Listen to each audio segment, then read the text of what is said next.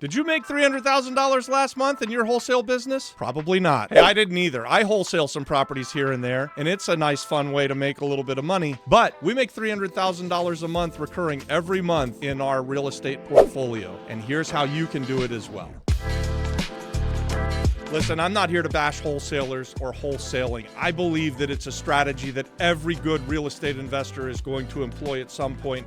In fact, I wholesaled a property last month with my son in Orlando, Florida, and we made a quick $15,000. And wow, that's going to be incredible. But here's the thing. If you really want to be a real estate investor, you want to build wealth, and if you want financial freedom and not just have a job, and guys, I tell you this from experience, I've done over 3,000 deals. I've bought and sold over 3,000 houses, and hundreds of them, maybe even 1,000 of them when I first started out were wholesale deals. What I learned doing that for years and years on end, what I had done is I had created myself a job. And it was a really good paying job. I had a really good lifestyle, front row seats at the Magic games, and we drove expensive cars and lived in nice big houses. But still, at the end of the day, we weren't building anything. We weren't creating anything that was going to give us recurring revenue month in and month out. Our net worth didn't really go up and down. It just kind of stayed the same because we didn't really own anything. All we did was trade paper. If that's you and you want to become a real estate investor, you're going to watch this video to the end. So if you're like me and you've wholesaled a whole bunch of deals and you look back and you realize if you had kept a couple, life would be a whole lot better.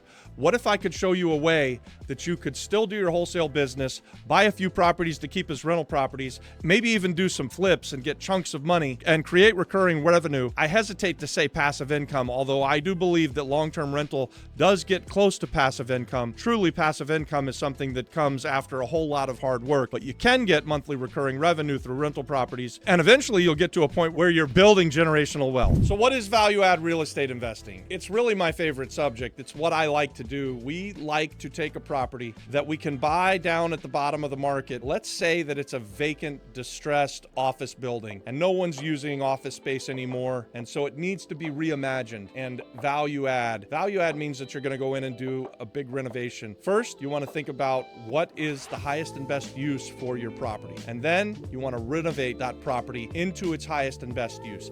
That's value add, or at least that's one form of value add. That's my favorite form of value add, actually. There are other forms of value add. You can take a house that's become distressed over time or needs updating even and buy it and then fix it up doing a renovation. That's also value add. You can do that on rental properties as well. But for us, we like to find things where we determine that the next use is the better use, and we call it the highest and best use, because that's the one that you're going to get the most rents, that's the one that you're going to get the most appreciation, and that's the one that you're going to be able to make the most money and build the most wealth over time with.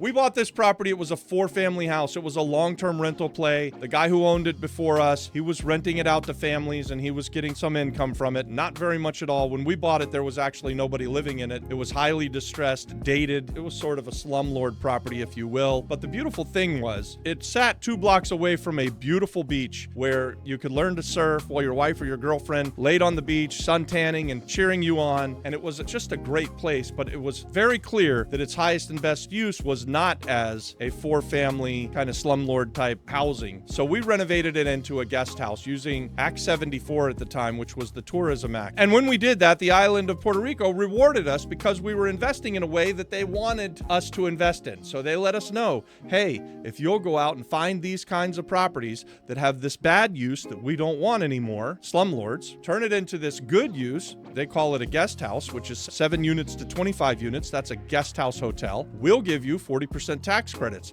and we'll let you earn that money at a 25 cents on the dollar or at a 4% corporate tax. They would also let us pay property taxes at 25 cents on the dollar. It was an amazing thing. We get these massive rewards for investing the way that the government wanted us to invest, and it fits the model of figuring out what was the highest and best use for this property. So we took a 4-family distressed property, renovated it into a 7-unit guest house. We got all of the benefits of the close to passive income. It's at least monthly recurring revenue, that's for damn sure. It did require a lot of work, and usually passive income does. We also got the tax benefits from the government, and then we sold the property at a double. 100% more than what we had in it. So with this investment that I just showed you, the former owner was probably bringing in, when he had all 4 units rented, maybe $1,500 a month. He wasn't getting much in the way of rents. He wasn't doing much in the way of work either. He wasn't renovating stuff or keeping things nice. He was just letting it fall down around the poor tenants, whoever they were. When we came along and renovated it into the guest house, we managed to bring the property up to about $30,000 to $35,000 of monthly revenue. So that's what I'm talking about when I'm talking about highest and best use. If before it had a use of slumlord property that would bring in $1,500 a month,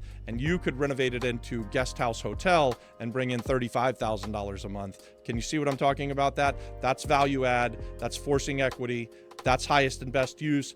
These are things that we like as real estate investors. I want to encourage you to dream bigger. So you started out with this dream of you want to be a real estate investor. You've wholesaled out a couple of houses. Now you're looking into value add real estate investing. And I'm telling you, as you're watching this video, whatever you're thinking about as the next level, dream bigger, go bigger. This is something that if I could go back in time and tell myself, I would encourage myself to think bigger. At the time, when I was first starting out, I wanted to make $250,000 a year. It seemed like all of the money in the world. And we very quickly got to that level, and then we leveled out at that level for quite some time. Don't let that be your story. Learn from my mistakes. You're doing the research. You're doing the work. You're setting yourself up for a great future. And I'm telling you and encouraging you, dream bigger, think bigger. Let's do more. So what does that mean to dream bigger? So if you're thinking that you wanted to have a rental portfolio where you were going to bring in $30,000 a month, I'm saying, hey, why not think about having a rental portfolio where you bring in $300,000 a month? If you were already thinking you wanted to have a portfolio bringing in $300,000 a month, let's dream for $3 million a month. 10x it. If you've already done a wholesale deal or two and you want to go to the next level, you've already got the skill set. You already know how to find the great deals, and you've just been passing them on to other real estate investors.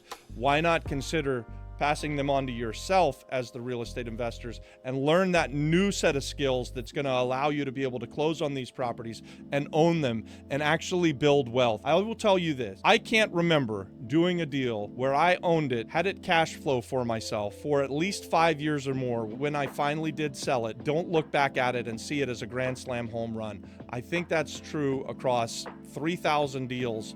The times that we've owned them, the longer that we've owned them, the better that we've done. It's just a truth. Real estate goes up and to the right. If you hold it long enough, you're going to hit a grand slam home run. So that's where you want to be. You want to be a owner of real estate. I know you've got the skills for this. I know you can do it. You've already done a few things. You're ready. You're watching this video. You want to become a value add real estate investor. What's next? Well, obviously first you should subscribe to our YouTube channel. Hopefully you've already done that a long time ago. Watch some more of our great content, but also we've created a community over on School, and you can come and join us for free. It's called the Flip Flop Flipper Real Estate Community. The link is in the description of this video. Come and join us. When you get there, let me know that you saw the video. We can set up a call and we can talk about action steps and action plans and set you up for a lifetime of success. Thanks for watching the video. We'll see you on the next one.